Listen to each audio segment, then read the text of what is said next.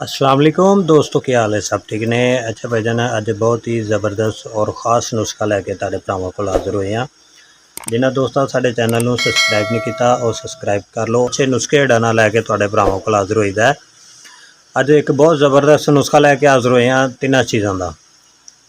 और नफस की लंबाई मोटाई सख्ती वास्ते जेहड़ा ना तिला है। अजकल के नौजवान जिहड़े हत्थ का इस्तेमाल कर करके जिन्हां नफस का बेड़ा गर्क किया होया, नफस दीयां रगां जिहड़ियां मर गईयां ने, या नफस टेढ़ा हो गया है, या नफस कमज़ोर हो गया है, उहदे वास्ते बहुत ही ज़बरदस्त नुस्खा लैके हाज़र होए हैं।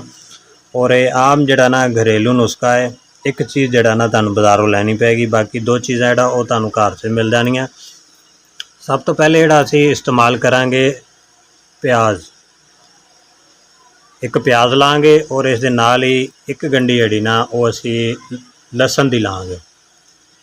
एक प्याज और दूसरा लसन और तीसरा ही लाँगे जैतून का तेल। यह जिहड़ा ना तुहानूं बाज़ारों लैना पेगा किसी पंसार की दुकान तो। यह दो चीज़ां जिहड़ियां ना यह तुहानूं बआसानी घरों मिल जाणगियां। बहुत ही ज़बरदस्त नुस्खा है अज दा। ये उन्हां दोस्तां वास्ते जिन्हां दोस्तां मुश्तज़नी कीती है, मुश्तज़नी करके नफस टेढ़ा हो गया, नफस कमज़ोर हो गया, नफस सुकड़ गया या नफस पिछे नूं धस गया, ये उन्हां वास्ते बहुत ही ज़बरदस्त नुस्खा है। और तरीका इस्तेमाल का यह है भी इस जिहड़ा ना प्याज का एक चम्मच पानी कढ़ लेना। एक चम्मच जिहड़ा ना प्याज का पानी और एक चम्मच जिहड़ा ना लसन का पानी लैके और नाल 2 चम्मच जिहड़े जैतून दे डालने।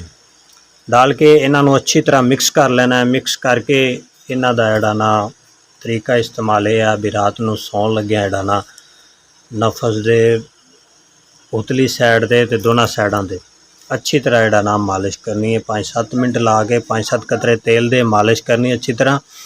उस तो बाद उत्ते कोई कपड़ा वगैरह बन लेना। अगर नफस इधरली साइड ते टेढ़ा है, खब्बी साइड ते टेढ़ा है, तो तुसीं जिहड़ा ना खब्बी साइड ते मालिश ज़्यादा करनी है। जिधर नूं नफस टेढ़ा है ना उधर नूं तुसीं मालिश ज़्यादा करनी। अगर सज्जी साइड नूं टेढ़ा है तो उधर नूं मालिश करनी है, ताकि नफस की जिहड़ी रग खिंची गई है या कमज़ोर हो गई है या सुकड़ गई है उस विच ताकत आवे ते नफस जिहड़ा ना अपनी असली हालत विच आवे। और अच्छे अच्छे नुस्खे जिहड़ा ना साडे चैनल ते तुहानूं दस्सी देने।